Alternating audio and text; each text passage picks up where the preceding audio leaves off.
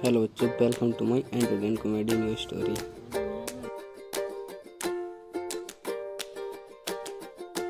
बादशाह की गली में आके उसका पता नहीं पूछते। गोरी कव्वी का जंगल में चाय मिठाई का ढाबा था। ठंड होने के कारण उन दिनों गोरी कव्वी का धंधा अच्छे से चल रहा था। जग्गू, वो कबूतर कब से बैठा हुआ है? जाओ और उससे पूछ कर आओ, चाय पीनी है या मिठाई खानी है? जग्गू जाता है। अंकल, मम्मा बोल रही हैं, चाय पीनी है आपने क्या? नहीं नहीं छोटे बच्चे, मैं तो ऐसे ही यहाँ अखबार पढ़ने के लिए आया था। ये सुनकर गोरी कव्वी वहाँ आ जाती है। उठो, चलो उठो, भागो यहाँ से, अखबार पढ़ने के लिए रुका था। ये आराम गाह नहीं है, ये मेरा ढाबा है। कुछ लेना है तो लो, वरना अपनी ये गंदी गंदी आंखें लेकर दफा हो जाओ यहाँ से। ऐसे दुकानदारी नहीं चलती। बात तो तुम ऐसे कर रही हो जैसे कोई बड़ी अफसर हो। तुम चाहते हो जा मैं चाय की छाननी उठा कर लाऊं? कबूतर वहाँ से चला जाता है। सुबह से बैठा हुआ है, आया बड़ा अखबार पढ़ने वाला। आप इतने गुस्से में क्यों हैं? वो गोरी कवि की बच्ची समझती ना जाने क्या है खुद को। मैं उसके ढाबे पर बैठा अखबार पढ़ रहा था कि आकर मुझसे उलझने लगी। आपको उस गोरी का अच्छे से पता है, वो छोड़ती किसे है? गोरी के घर में सब कुछ था। वो जंगल की एक अमीर कव्वी थी, क्योंकि उसकी चाय मिठाई की दुकान अच्छे से चलती थी। गोरी कव्वी सुबह सवेरे उठती और दूध वाला बर्तन लेकर पहाड़ों पर चील से दूध लेने चली जाती। चील जी, अब ठंड बढ़ने के साथ ही मेरा ढाबा और भी चलने लगा है। कल से मैं 2 लीटर दूध अजाफी लेकर जाया करूँगी। मेरी गाय बहुत दूध देती है, तुम दो क्या 4 लीटर दूध ले जाना। रास्ते में इधर उधर देखकर गोरी नदी पर रुकती और अपने दूध वाले बर्तन में आधा पानी मिला लेती। हो गया, मेरा काम हो गया, अब चलती हूँ। गोरी बहन, मुझे और मेरे बेटे को 2 चाय और साथ में बेसन के 2 लड्डू दे दो। चिड़िया, अभी थोड़ी देर लगेगी, अभी दूध को उबाल आया है। चिड़िया का बेटा कुकू वहाँ साथ वाले टेबल पर बैठकर खेलने लगता है। उसका पंख लग जाने से गोरी का एक कप नीचे गिरकर टूट जाता है। बेटा, ये क्या किया आपने? गोरी आंटी का नुकसान कर दिया। गोरी भी ये देख लेती है। शरारती बच्चे, तुमने मेरा कप तोड़ दिया। चिड़िया, मुझे ऐसे ग्राहकों की जरूरत नहीं है जो मेरा नुकसान करे। कप के पैसे दो और भाग जाओ यहाँ से। गोरी बहन, लड़ क्यों रही हैं आप? बच्चा था, टूट गया कप, मैं दे दूंगी आपको पैसे। दूंगी नहीं, अभी दो। ये कप 50 रुपए का है। इसके साथ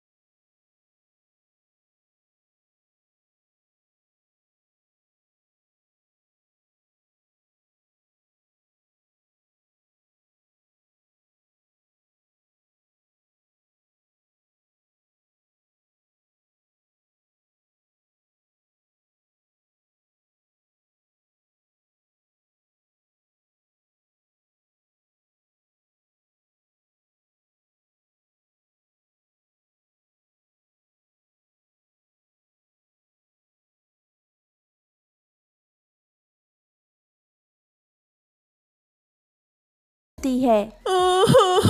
तुमने मुझे मारा, मैं अभी जाकर अपनी मम्मा को बताता हूँ। रोता हुआ जग्गू कौवा अपने घर भागता है। मम्मा मम्मा, उस छोटी चिड़िया के बच्चे कुकू ने मुझे मारा है। ये देखें, मेरी टांग पर चोट आई है। वो छोटी चिड़िया का बच्चा कुछ ज्यादा ही होशियार हो रहा है। मैं छोड़ूंगी नहीं उसे। कहाँ है वो? मम्मा, वो अपने घर भाग गया है। फिर गौरी कौवी गुस्से में चिड़िया के घर जाती है। निकलो निकलो बाहर, मैं छोड़ूंगी नहीं तुम्हें, बाहर निकलो। ये गौरी क्यों शोर मचा रही है? कुकू, कहीं तुमने तो नहीं किया कुछ? मम्मा, जग्गू मेरी टोपी छीन रहा था, मैंने नहीं दी और वो गिर गया। मैं दरवाजा तोड़ दूंगी, बाहर निकलो। बेटी रानो, लड़ाई का कोई फायदा नहीं, उसे कहो कि कुकू मेरे साथ चला गया है।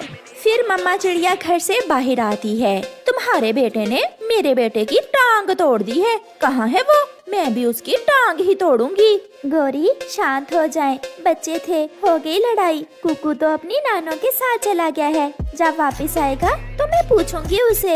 मैं जा रही हूँ, मगर याद रखना, मैं भूलूंगी नहीं, बदला लूंगी अपने बेटे का।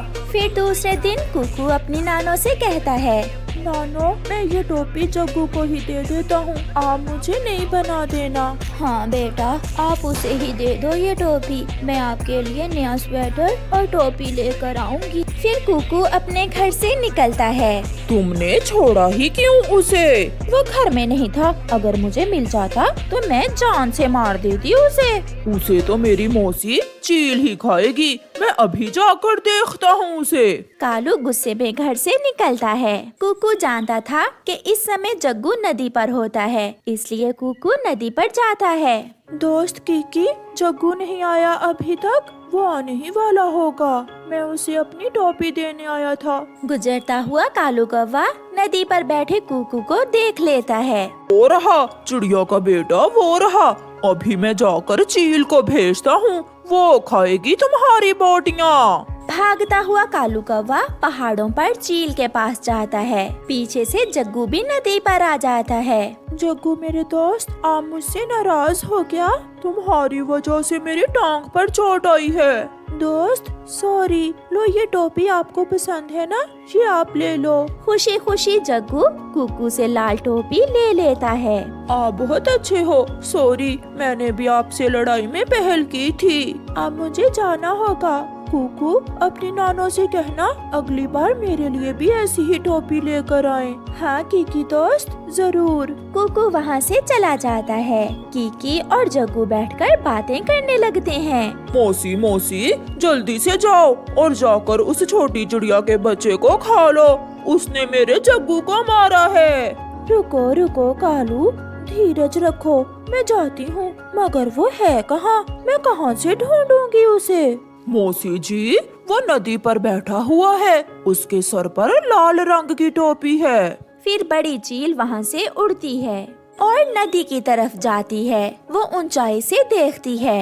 हाँ, वो रहा लाल टोपी वाला चिड़िया का बेटा। चील बहुत तेजी से नीचे आती है और लाल टोपी लिए हुए जग्गू को उठाकर ऊपर ले जाती है और अपने तेज पंजों से उसे लहूलुहान कर देती है। अरे, ये तो कौवे का बच्चा है। कालू तो बोल रहा था कि लाल टोपी वाला चिड़िया का बेटा है। फिर वो चील जग्गू को ऊंचाई से गिरा देती है।